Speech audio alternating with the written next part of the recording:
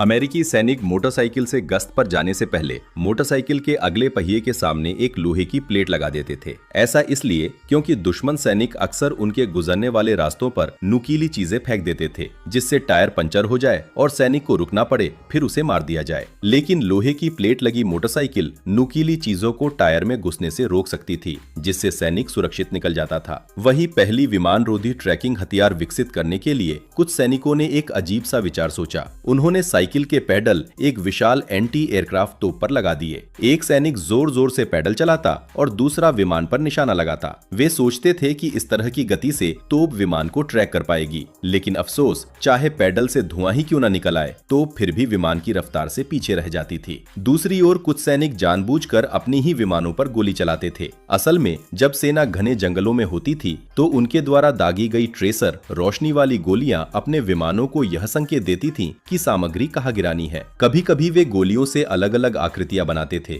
यहाँ तक कि एक आग का घेरा बनाकर गिराने की जगह चिन्हित करते थे। लेकिन यह चमकदार आग का घेरा कभी सामान नहीं लाता था और कभी कभी तो दुश्मन की भारी बमबारी को भी बुला लेता था। और ऐसे ही रोचक फैक्ट्स के लिए चैनल को अभी सब्सक्राइब करें।